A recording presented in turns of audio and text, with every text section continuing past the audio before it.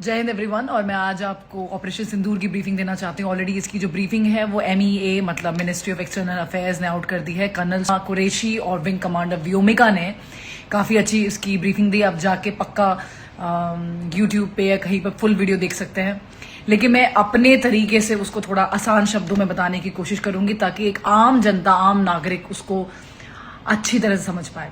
सो ये ऑपरेशन जो सिंदूर है वो 6 मई रात में 1:05 से लेकर 1:30 तक करा गया।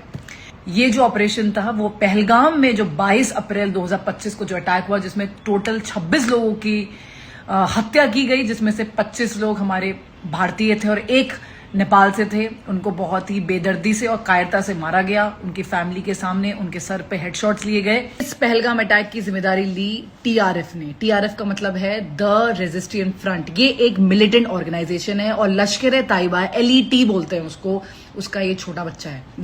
जनरली 2019 में इसका जन्म हुआ।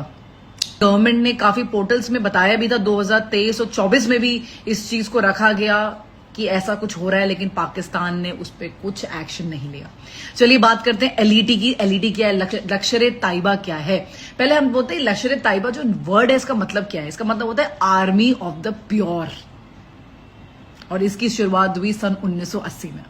इसका एकमात्र टारगेट यही है कि वो JNK को हटा के भारत से अलग करके पाकिस्तान से जोड़ दें। उसके बाद एक और टेररिस्ट ऑर्गेनाइजेशन बहुत ज्यादा इंपॉर्टेंट है, उसका नाम है जैश-ए-मोहम्मद। जैश-ए-मोहम्मद का मतलब होता है army of the Mohammad.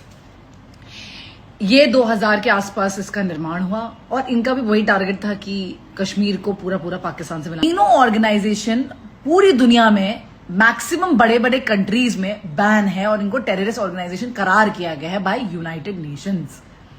Still इनका रहना, खाना पीना, इंफ्रास्ट्रक्चर, ट्रेनिंग, फंडिंग, सपोर्टिंग सब कुछ पाकिस्तान में हो रहा है। मैं देख रही हूं मेरे वीडियोस में बहुत ज्यादा पाकिस्तानियों की मैसेजेस और गाली गलौच सब आ रहे हैं। आपको हमें ना करके अपनी गवर्नमेंट को गाली गलौच करना चाहिए जो ये सब सपोर्ट करता है। याद रखिए, आप जब अपनी गवर्नमेंट का सपोर्ट करेंगे आप टेररिस्ट का सपोर्ट करेंगे। सो टोटल 9 लोकेशंस को आइडेंटिफाई किया गया जहां पर ये सारे मिलिटेंट ग्रुप्स के इंफ्रास्ट्रक्चर पाए गए, जहां उनके ट्रेनिंग कैंप्स चलते हैं, जंगल ट्रेनिंग कैंप्स चलते हैं, जहां उनका बेस है, जो उनका स्टेजिंग एरिया है, जहां से वो लॉन्च पैड उठाते हैं, जहां से वो वापस आते हैं, वहीं पे ट्रेनिंग करते हैं, फिर चले जाते हैं। ऐसे 9 लोकेशंस को चूज किया गया, जिसमें से 5 लोकेशन पाकिस्तान ऑक्यूपाइड JNK जिसको POJK बोलते हैं वहां थी, और 4 लोकेशंस पाकिस्तान के अंदर थी। तो बहुत ही डिलीजेंस से हमारी गवर्नमेंट ने काम किया है। किसी भी तरह से, किसी भी एंगल में सैनिक इंस्टॉलेशंस को नहीं छुआ गया है, मासूम सिविलियंस को नहीं छुआ गया है, सिर्फ और सिर्फ टेररिस्ट इंफ्रास्ट्रक्चर को टारगेट किया गया है। गाइस याद रखिए, इसके ऊपर बहुत सारी कमेटियां बिठाई गई, इसके ऊपर पूरी जांच पड़ताल करी गई, और इतने दिनों जब जांच पड़ताल की गई और इतना कुछ हुआ तो ये सब चीजें आइडेंटिफाई हुई और पाकिस्तानियों तक ये बातें पहुंचाई गई। लेकिन उनकी गवर्नमेंट का कोई भी ऐसा लग नहीं रहा था कि ये कुछ करेंगे। कुछ करने के बजाय, इंफ्रास्ट्रक्चर हटाने के बजाय, उन लोगों को सजा देने के बजाय, कोर्ट तक खींचने के बजाय ये आरोप ही लगाते रह गए। इसलिए इंडिया ने ये कदम उठाया, क्योंकि इंडिया को ऐसा है कि आगे चल के भी ये रुकेंगे नहीं और ये सेम चीज हमारे भारत में करेंगे।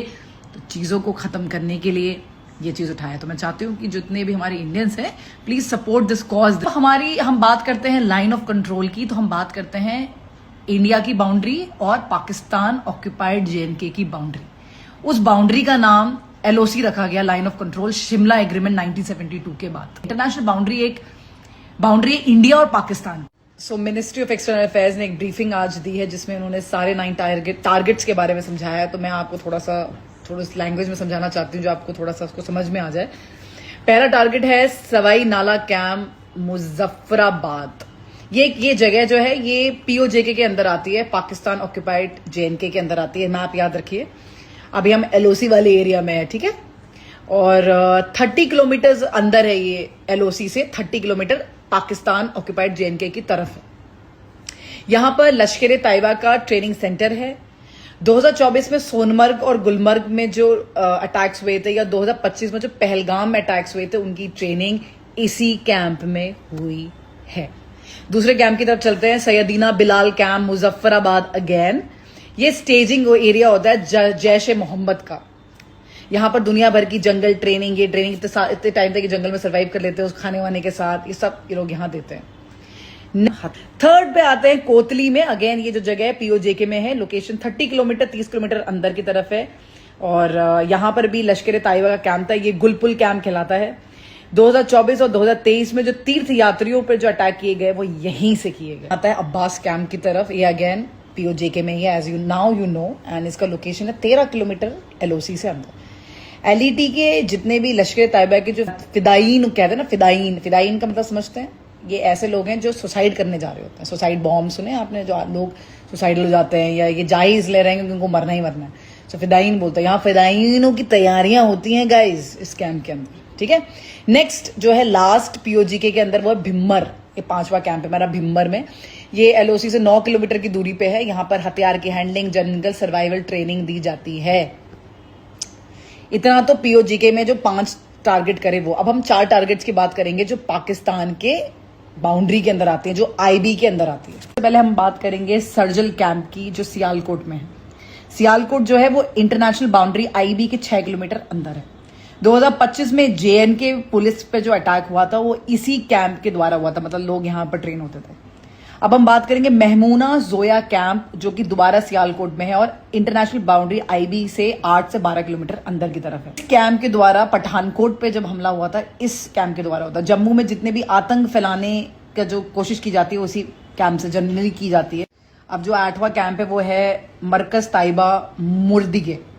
ये जो है वो इंटरनेशनल बाउंड्री से 18 से 25 किलोमीटर की दूरी पर पड़ता है। मुंबई में जितने भी अटैक हुए ना, वो जो कसाब की ट्रेनिंग थी जब ताज में होटल में हुआ था, वो सब यहीं से ऑपरेट किया गया था। और आखिरी कैंप जो उड़ाया गया वो है मरकज सुबहान अल्लाह भवालपुर, जिसकी आप वीडियो देख रहे हो ना, भवालपुर।